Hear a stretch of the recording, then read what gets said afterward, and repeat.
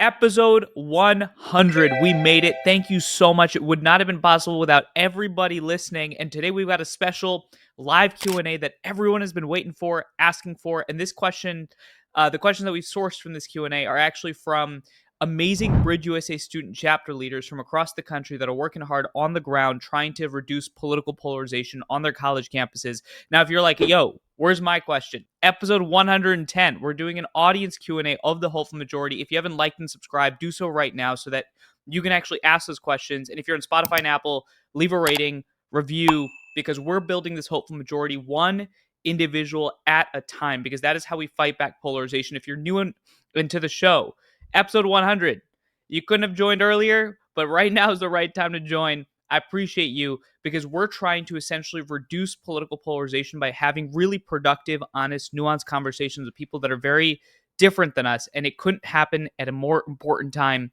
So with that, let's jump right into the questions. And by the way, if you're on YouTube and you're like, Manu, what happened to all your book stacks? We're actually moving this week. If you're on Apple and Spotify, I know you don't get to see the background usually.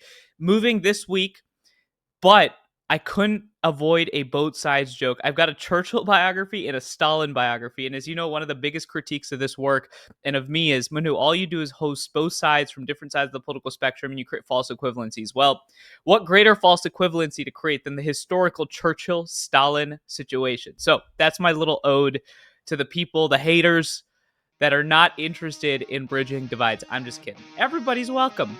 Everybody's welcome. All right, let's get into it.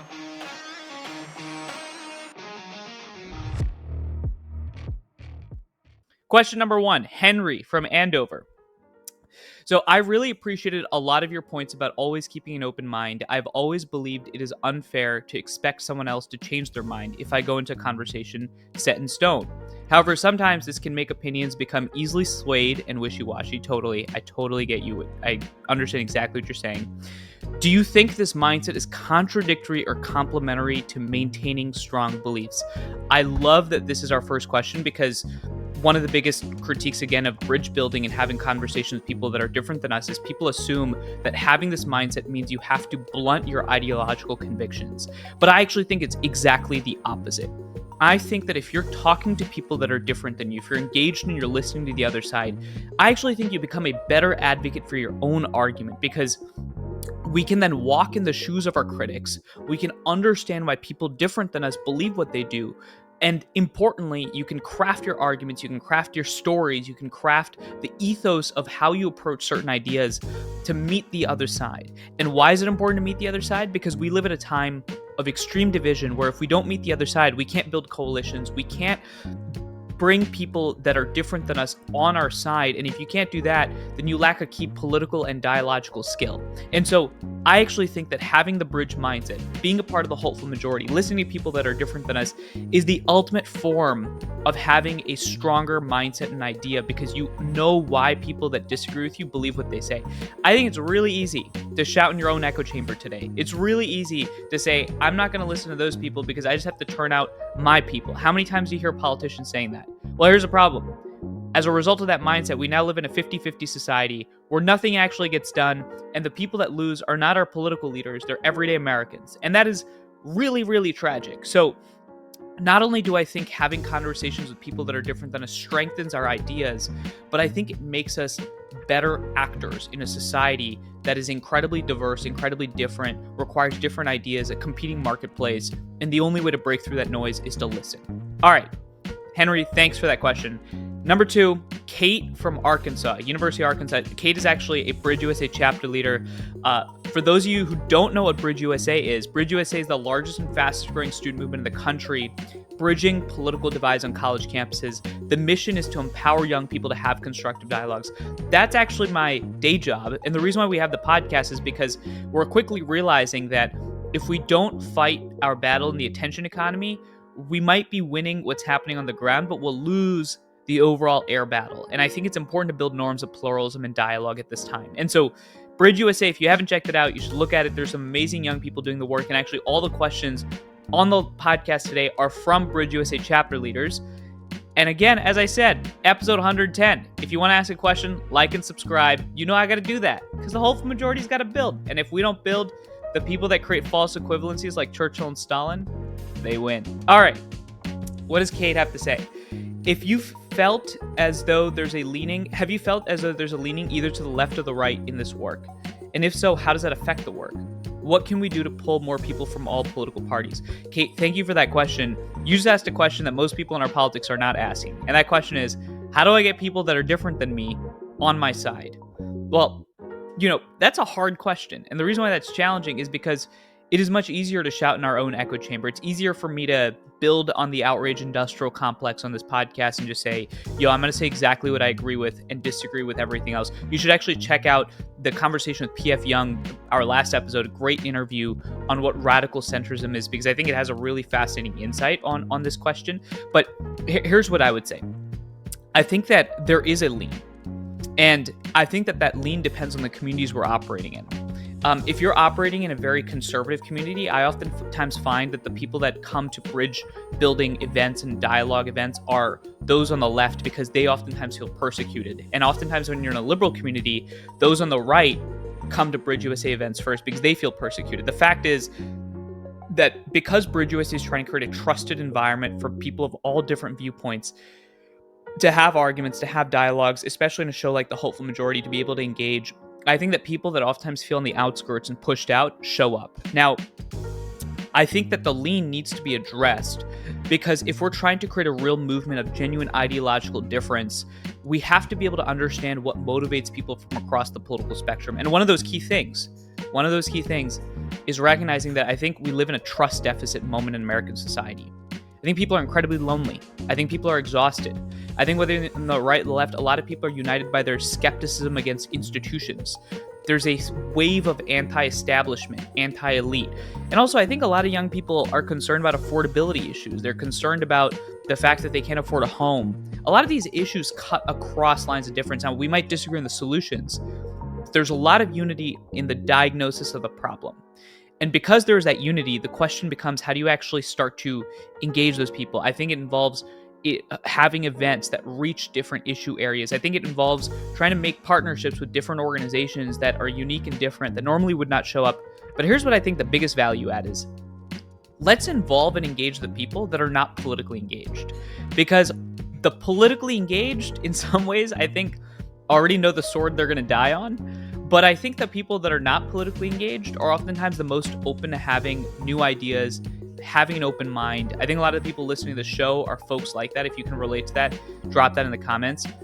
And I think reaching those people requires entertainment. It requires partnering with our athletics departments. It requires trying to build coalitions and trying to reach people without actually doing what politics is focused on. I think actually President Trump was excellent at that. I think President Obama was also excellent at that in his campaign. It was bringing out people that might disagree with them, but relate to them on a human level, relate to them on an entertainment level.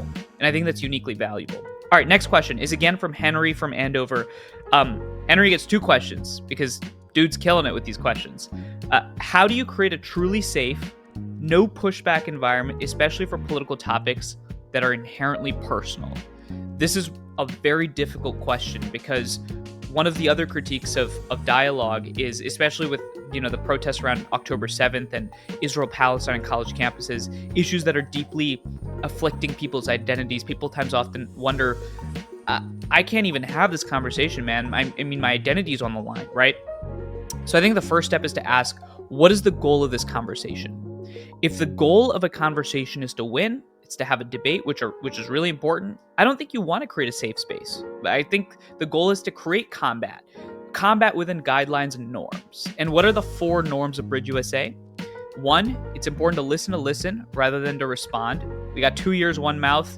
Open those ears, people. I should get a sponsorship by like some earwax cleaning company, empty the ears. All right. Number 2 is respond to the argument, not the person. Critique the argument of people rather than the intentionality and the humanity behind the person that's holding that view. Just because I say something stupid does not mean that I might be an evil or stupid person. It just might mean that the argument's stupid. Norm number 3 is don't interrupt and have side conversations. And norm number 4 is each of us represents only ourselves and not broader social groups. That means that I don't represent all Indian Americans in the United States because that would be kind of ludicrous, right? It's a diverse group with a lot of different ideas, conservatives, liberals, everybody.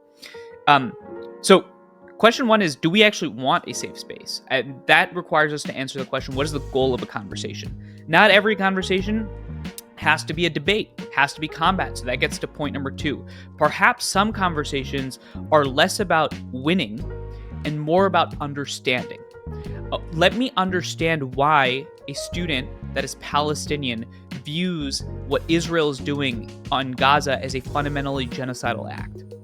Let me understand why an Israeli an Israeli Jew that lives in Israel, in Tel Aviv, believes that we need to continue waging a conflict in Gaza. Maybe they both have stories of deep fear, deep anxiety, a belief that the other side has made their lives fundamentally untenable. Understanding requires us to build a space that is a little bit more focused on that goal, because not everything has to be about winning a damn argument. A lot of our politics is a fist fight, and that's important. You gotta have fist fights, but also sometimes you gotta have dinner conversations. Sometimes you gotta listen, and if we don't listen, we can't not only just bridge the divide, but understand why people believe what they believe. So the central question I would ask Henry is, what is the goal of a conversation? Is it to win, or is it to understand? And depending on that, I think you can build an environment that gets that. You don't always need safe spaces, and you also don't always need ideological combat. Depends on what we're trying to achieve. All right, now we've got Maddie, also from Arkansas. Thank you, Maddie, for submitting your question. It's Bridge USA's model appeals mostly to already politically engaged students. How do you really break through to those who are disengaged or skeptical? All right. I want anyone from Mr. Beast's team who's listening to this conversation to tune in right now. I think the next Bridge USA Student Summit, and I'm just coming from the Bridge USA Student Summit, where we bring together all of our students from across the country, different chapter leaders, to have fantastic, interesting conversations. And importantly, they're all about how do you actually create the principles of the Hopeful Majority live on the ground, right? I just came from the summit, so I'm a little hyped right now. That's why I don't even need caffeine. Caffeine's only driving the energy.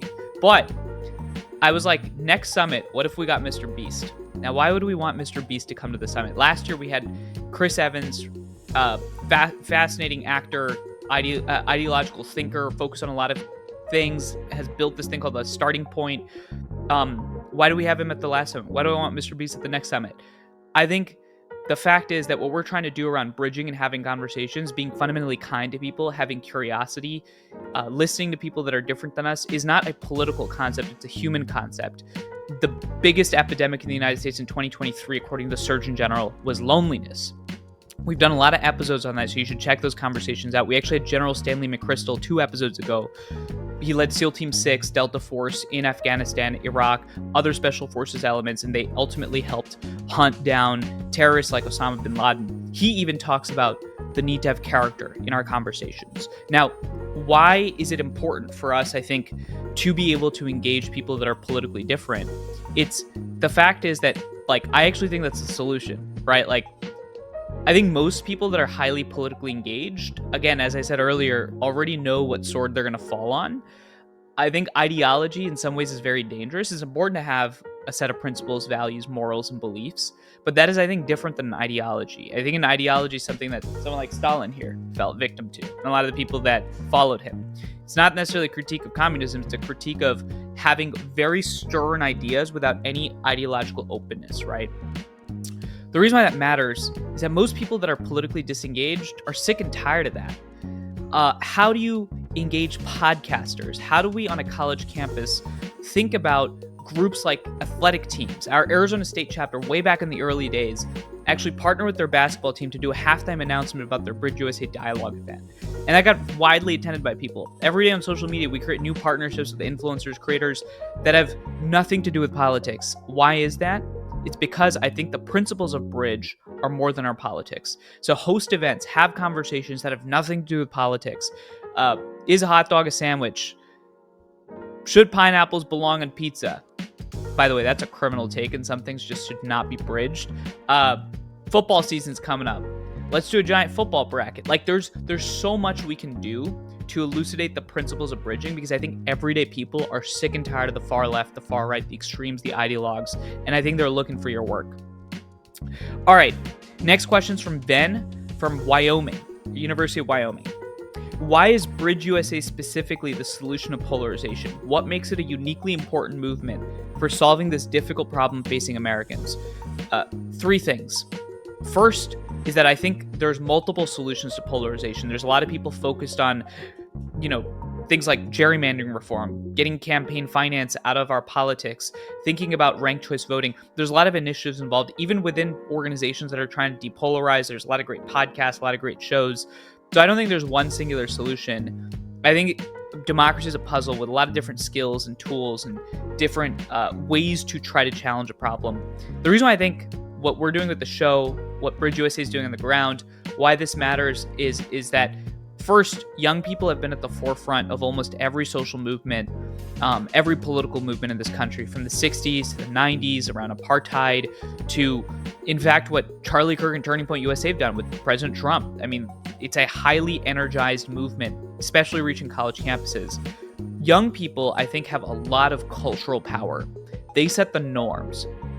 People listen, and young people also have a lockstep control over evolving technologies like TikTok, Instagram, Reels, thinking about evolving AI.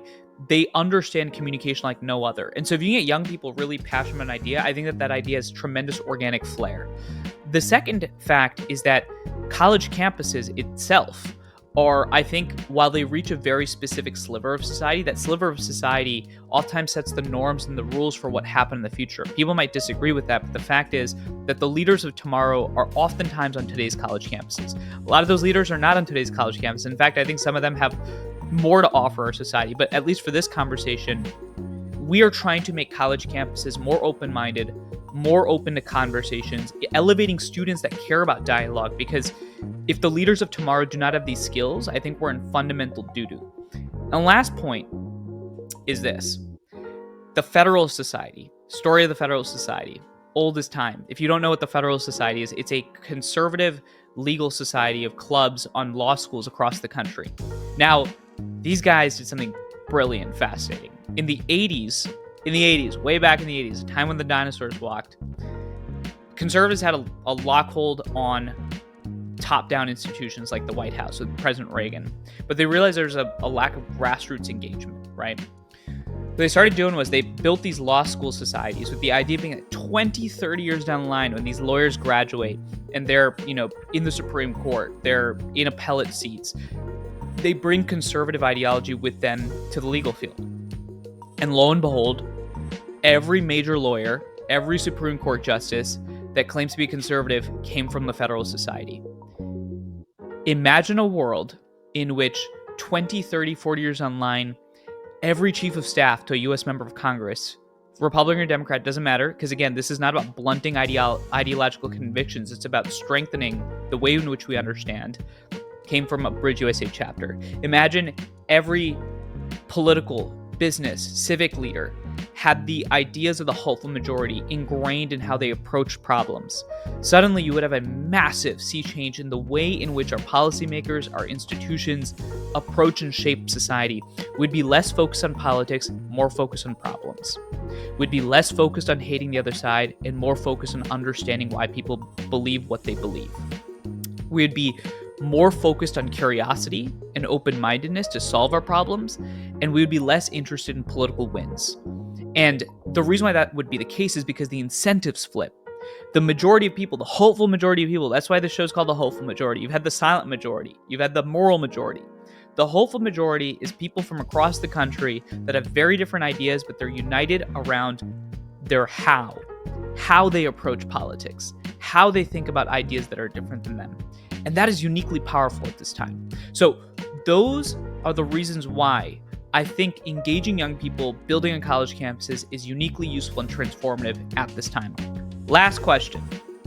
Jacob from North Carolina. It's our last question, so I hope this is a good one, Jacob. We are constantly bombarded with breaking news that depicts extreme acts of political violence, harsh partisanship, and polarizing rhetoric. Every day it appears that the leaders of our country stray more and more from civility and collaboration, two key tenets of our American democracy. Fair. In times such as these, where bridge building appears to be out of style, how can we continue to maintain the passion and motivation necessary to push forward with our mission? It's because bridge building and the hopeful majority is now the counterculture. American society and America is always about the underdog. It's always about the comeback, especially in our politics.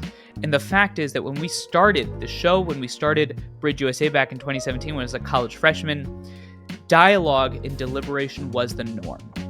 Today, protest, violence, partisanship, political acts of terrorism, that's the norm. Extremism is the norm. Today, saying I want to listen instead of saying I want to shout is harder to do. Today, criticizing the other side as evil is much easier than it is to say I want to listen and engage and actually understand. Today, being open-minded is less cool. It is more difficult than having a closed mind and shouting from the mountaintops. Today, it is easier to have ideological convictions and it is harder to be engaged with an open mind.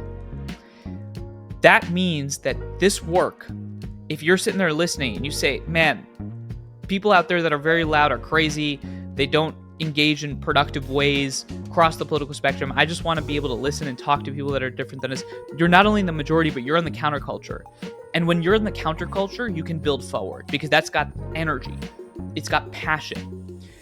The fact is that it is more courageous to say, I want to listen, and it is cowardly to say, I want to shout, because everyone is shouting today. We're cutting against the grain, and that is transformative. Next year is America's 250th birthday. Now, to a young person like me, that's like, man, that's a long time.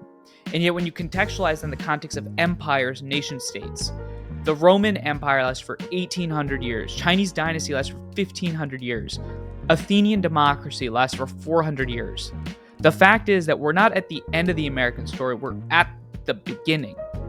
Chapter 1, maybe chapter 2. It depends on how long the books are that you read.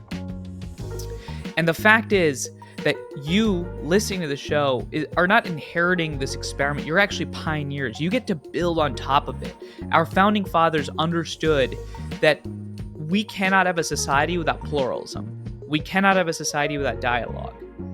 So you, Jacob, and everyone with you, and all the young people on the ground on those college campuses, you are actually the bulwark against thought that is, I think, fundamentally anti-American. Not because of what it believes, but because of how it engages.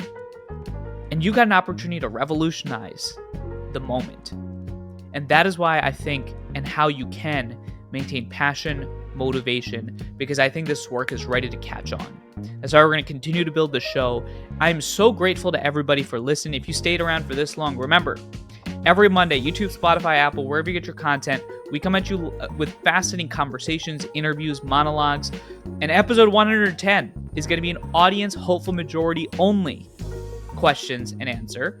And so if you haven't liked or subscribed, join. If you are from different sides of the political spectrum, you thought something I said was really stupid, definitely leave a question, because this is about keeping an open mind and engaging. I appreciate everybody listening. Episode 100, people. That is crazy. I'll see you next week, next Monday. Take care, everybody. Have a good one.